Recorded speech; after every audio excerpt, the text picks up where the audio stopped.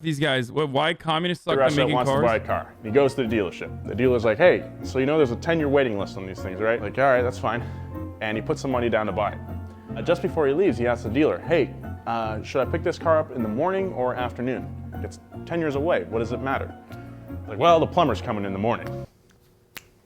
We're used to competition. Every company wants to capitalize on the newest, fastest, and safest technology in order to appeal to us, the consumer. For the record, the people that were making fun of me for spelling souped up with instead of a S-U-P-E, spelling it as though it is a S-O-U-P. Please don't forget to subscribe, because a lot of people that watch my videos don't subscribe apparently, and hit that bell. I said it in the right way. I'm right. That's the correct way to spell that. It's what drives innovation, after all. But what happens when that's not the case? When a communist state owns all the companies? Is innovation stifled? Today we're going to talk about some of the most interesting cars to come out of the USSR and what it was like to get your hands on one. Okay, he's not wrong that like the cars were dog shit. I don't even know what the real reason is, but I wonder if he's just gonna say that it's like, it's not though, lol. You're really telling me that fucking USSR era vehicles were good? Like, they're not. But the irony, of course, is that like American vehicles at the same time were also dog shit. And yet we rarely ever think about that. Like, American vehicles are still dog shit for the most part. From 1922 to 1990, the United Soviet Socialist Republic, or Soviet Union, was a communist state that spanned 8.6 million square miles across Northern Asia and Eastern Europe. The USSR was thick. One of the first companies to be nationalized and start production of a purely Soviet vehicle under the USSR's watchful eye was AMO, otherwise known as Avtomobilnoye Moskovskoye Obshchestvo. We're keeping that in. The Moscow factory was the site of a stirring speech by Vladimir Lenin in which he promised the sons and daughters of the revolution that Russia would now step into the motor age. Engineers from the Scientific Automobile and Motor Institute working for AMO debuted the Nami-1 in 1927. The first original Soviet passenger car, this rolling monument to the proletariat, was designed to combine the simplicity and low cost of a cycle car with the passenger capacity and comfort of a small car. It was considered an engineering success and did great on undeveloped roads, but ultimately failed because of its high production cost. Only a few thousand of them were manufactured between 1927 and 1931. For the next 20 years, the majority of vehicle production was focused on trucks and other military vehicles out of three plants: the Gorky Automotive Plant, or GAZ, the AMO plant in Moscow, ZIL, and the Yavoslavy Motor Plant, or YAMS. Manufacturing of all-wheel drive trucks continued through World War II. All in all, 417,000 heavy trucks were produced.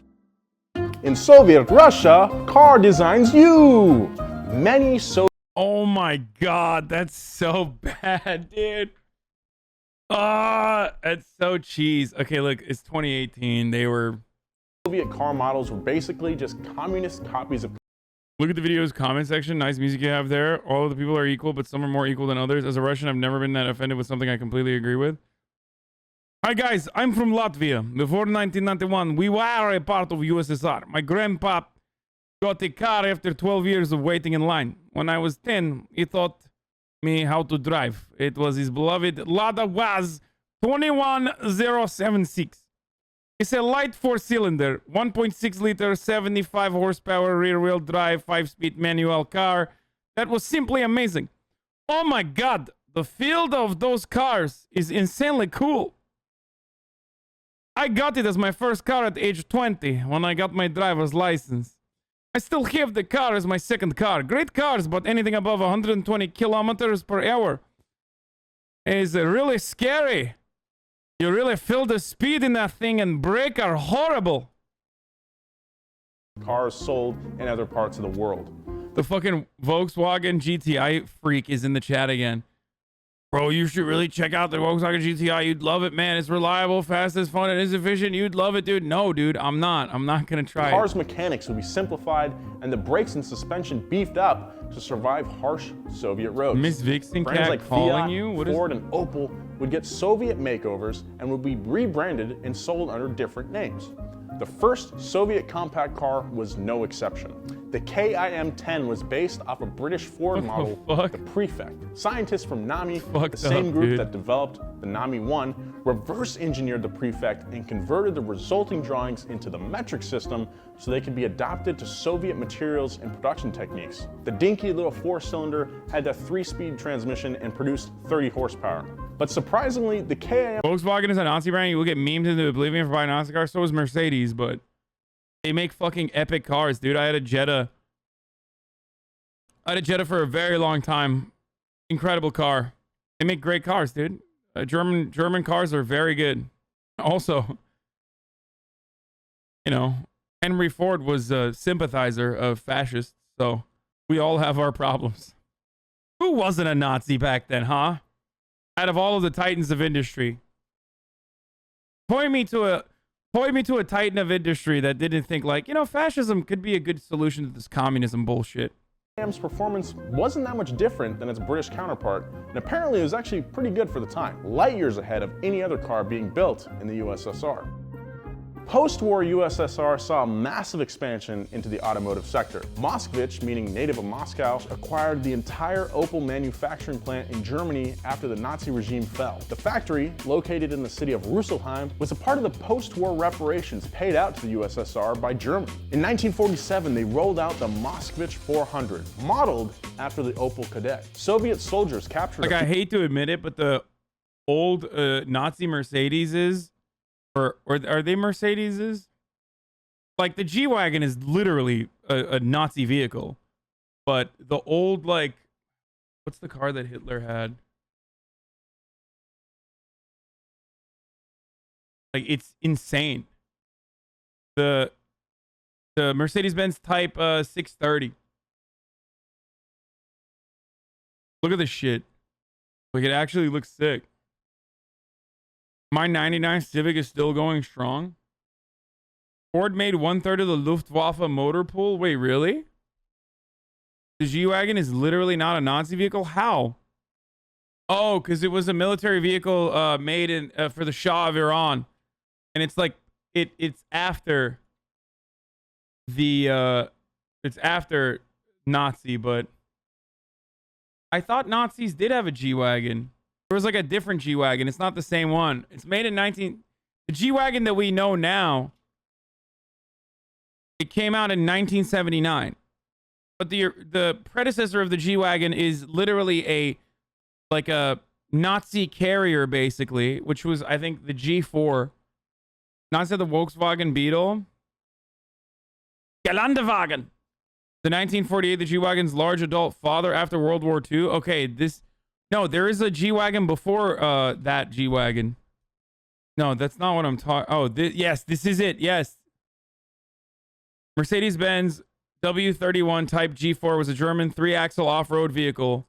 It was like it's like a Nazi Hummer, as Chatter pointed out. That's not at all the same thing. It's one of my CP Bio partners' dad has. Cigar burns on the dashboard. It looks like it. What? The G4, which was made in the late 20s to the late 40s, is the spiritual predecessor to the G-Wagon. Exactly. The G-Wagon now is for me wagging this dick in your face. Good one. Stooping to the lowest of lows, getting stun-locked by Nazi cussy. Few Opels and brought them back to the motherland. They carefully reverse engineered every component on the car, then built their own version of it in Moscow. The Moskvich 400 had a 1.1 liter inline-4 and came in a sedan. Okay, this is boring. Not really like that into cars, you know what I mean? So let's see do they have like funny shit? Rich white owner of some company taking advantage of workers usually end up liking Nazi ideas. Yeah, no shit. RIP GT4586 Ferraris powered Toyota drifts. 2 grannies, 1 Lamborghini. $3,500 single turbo kit versus $8,100 twin turbo kit. We parked the race car at an expired meter prank. Fast driver, slow car, slow driver, fast car. How police cars got fast. How the American police cars changed everything. I thought you guys said these guys love Toyotas. Oh, the Supra. They're a car guy channel. I'm not sure if there's anything. Guy makes funny cars. B-Day 1901. What? The Cummins Mustang is dope. What the fuck? We made progress on a 4x4 off-road Hellcat. We got twin turbos for a police car. Okay, I feel like this guy's definitely a chud. The 4x4 Lincoln, this is a staple. What this guy has, the stapler in what is known as Gambler rallies, I think it's called. God, I know so much about this shit because of Murat. Where the Gambler 500, well, they'll purchase like a really cheap $500, like a really cheap fucking car like this and kit it out and see if they can finish it. This guy is the Hoggers Murat. Murat is the Hoggers Murat. Walk to greatness.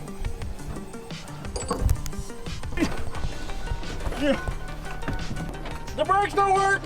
I'm on the ground. Ow!